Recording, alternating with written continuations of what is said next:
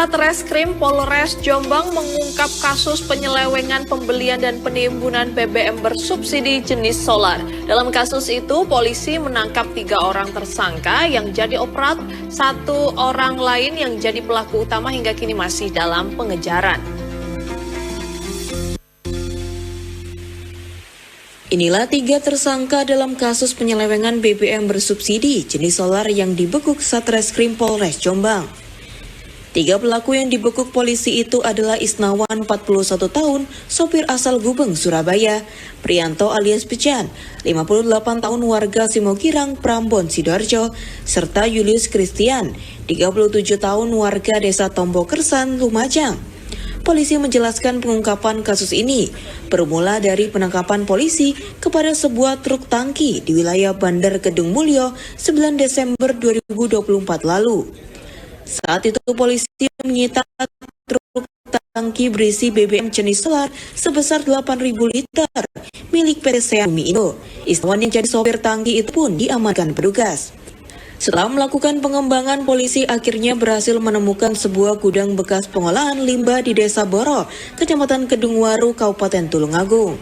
Polisi yang bergerak ke gudang itu menemukan kembali sejumlah barang bukti, yakni 3 mobil box yang sudah dimodifikasi, 7 tandon penampungan BBM yang kosong, dan 1 tandon berisi solar bersubsidi 500 liter yang kini disita sebagai barang bukti.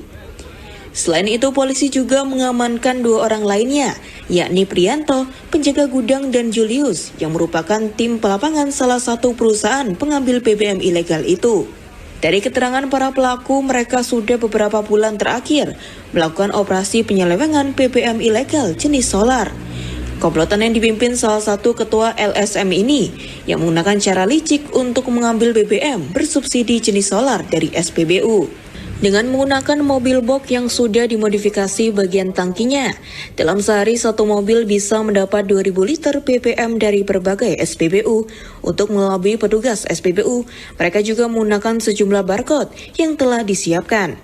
Polisi menyebut ada 74 barcode yang bisa digunakan para pelaku untuk membeli BBM bersubsidi dari berbagai SPBU dan beragam plat nomor yang bisa dilepas tempel kembali. Menurut AKP Margono Suhendra bahwa dalam sehari, komplotan ini bisa menghasilkan hingga 8.000 liter BBM bersubsidi jenis solar yang kemudian ditimbun dalam gudang yang telah disiapkan. BBM itu kemudian dijual kembali dengan harga lebih tinggi ke perusahaan transporter. Bahan bakar minyak bersubsidi, ketika kita mengamankan salah satu supir dan juga 1 kendaraan, kita amankan dengan BB 1 truk tangki berisi 8 ton BBM, dan hasil pengembangan kami pada tanggal 10 Desember kita melakukan pengembangan di gudang Tulungagung dan membenarkan bahwa tempat tersebut digunakan untuk penampungan BBM yang sudah dibeli. Jadi pada saat kami mendatangi gudang di Tulungagung, kami mengamankan 7 tandon yang mana sering digunakan untuk mengisi BBM yang sudah diambil dari SPBU, dan juga 3 mobil yang sudah dimodif, yang mana di dalamnya sudah diisi tangki dan mesin-mesin untuk disalurkan ke dalam tangki yang ada di mobil box. Ya, jadi dari hasil penyidikan kami mengamankan 3 terduga yang berinisial I, yang kedua adalah P, dan yang ketiga adalah Y. Atas perbuatannya, ketiganya kini harus meringkuk di penjara. Polisi juga menjeratnya dengan pasal 55 Undang-Undang Republik Indonesia Nomor 22 Tahun 2001 tentang minyak dan gas bumi, sebagaimana diubah dalam Undang-Undang Republik Indonesia Nomor 6 Tahun 2023 tentang penetapan peraturan pemerintah pengganti Undang-Undang Nomor 2 Tahun 2022 tentang Cipta Kerja menjadi Undang-Undang JO Pasal 55 KUHP JO Pasal 56 KUHP. Mereka terancam hukuman pidana 6 tahun dan denda hingga 60 miliar rupiah.